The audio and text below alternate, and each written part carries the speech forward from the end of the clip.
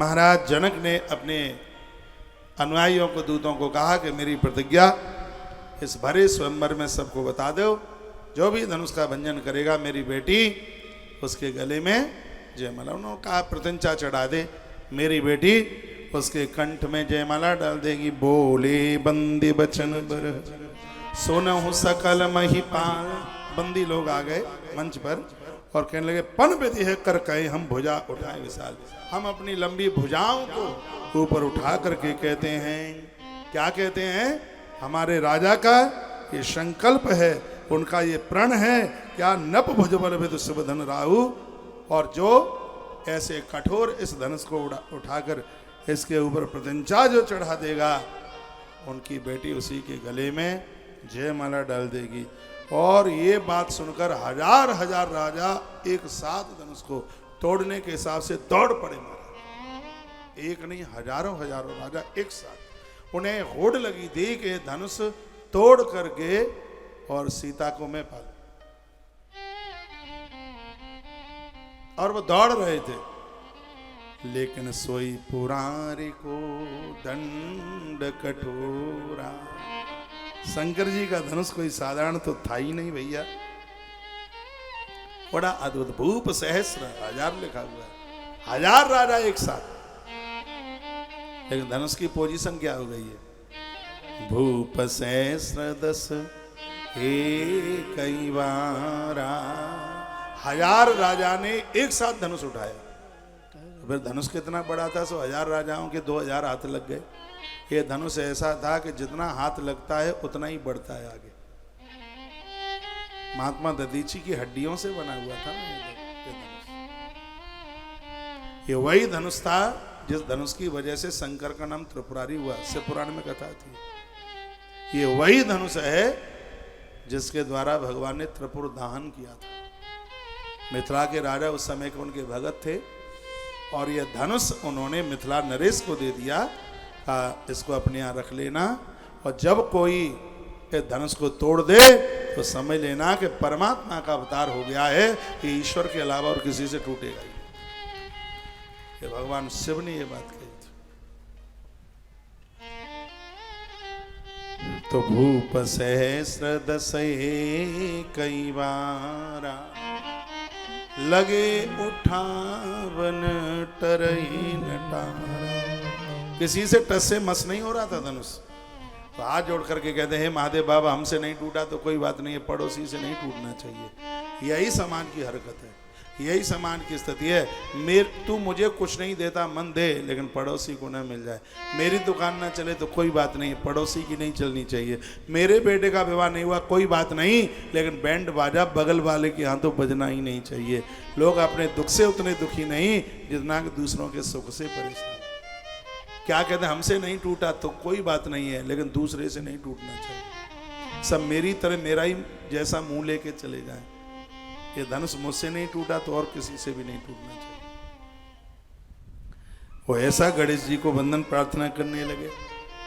धनुष की क्या स्थिति हो गई है, डगई न शंभु सरासन कैसे, डगई न शंभु सरासन कैसे, कामी बचन सती मनुज से। डगई न शंभु सरासन कैसे, कामी बचन सती मनुज से।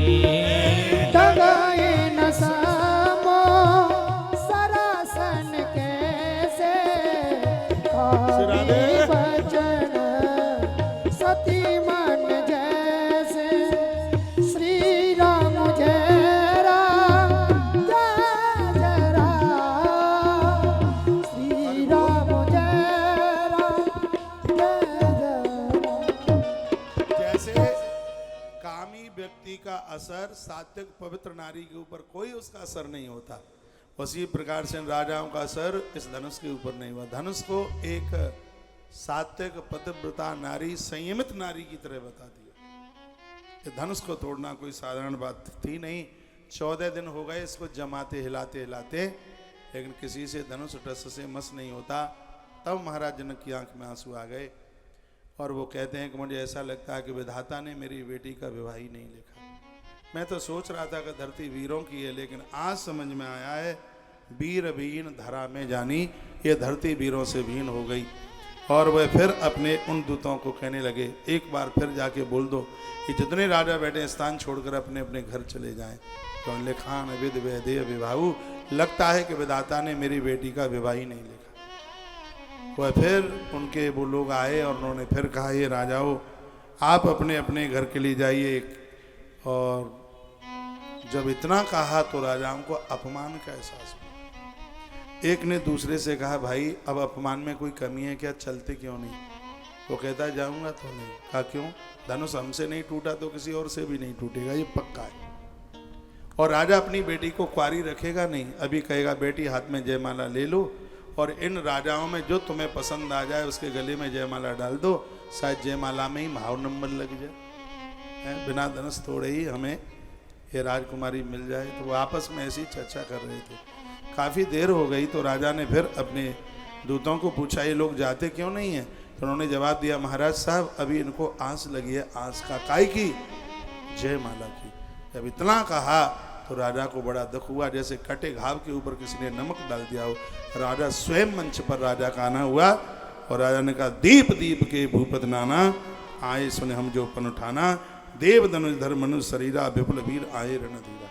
मैं तो अभी तक यह सोच रहा था कि यहाँ बड़े वीरों का आगमन हुआ है, मुझे क्या पता था कि क्षत्रियाणियों की छाती का दूध सूख गया है।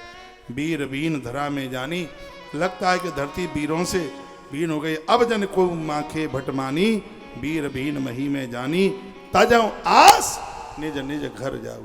आस छोड़ो, अपने अपने घर के लिए चले जाओ, क्योंकि लिखान विद वैदेय विवाहु, मुझे लगता है कि ब्रह्मा ने मेरी बेटी का विवाह लिखा ही नहीं है। अब आप यहाँ बैठे मत रहिए, आप यहाँ से चले जाइए। जब इतना कहा तो इतने में लखनलाल उछल गए और उछल करके प्रभु राम के पास आए। सुमित्रा नंदन खून खोल गया, क्षत्रिय है। कहा, भगवान मैं आपसे पूछना चाहता हूँ, रघुवंशन में जय को होई तई समान अस कहियन कोई। रघुवंशी जहाँ बैठा हो और जनक जैसी भाषा यदि वहाँ कोई बोल दे तो उसके मोहड़े में जीव रहेगी। भगवान मैं आपसे पूछा हूँ, कहीं जनक जस अनुचित मानी, विद्यमान रघुकुल मन जानी। और आपके होते हुए ये जनक और ऐसे शब्द और ऐसी भाषा ये कहते हैं कि क्षत्रियाणियों का दूध सूख गया छाती का। ये कहते हैं कि धरती पर कोई वीर नहीं रहा। तो भगवान जो तुम्हारा अनुशासन पाओ, आपके चरणों की सौगंध, आप मुझे आज्ञा तो दीजिए। एक धनुष की तो बात क्या, पूरे ब्रह्मांड को मैं कच्चे घड़े की तरह न तोड़ दूं तो मां सुमित्रा के दूध की शोध कहता हूं, क्षत्रिय धर्म को उतार करके रख दूंगा।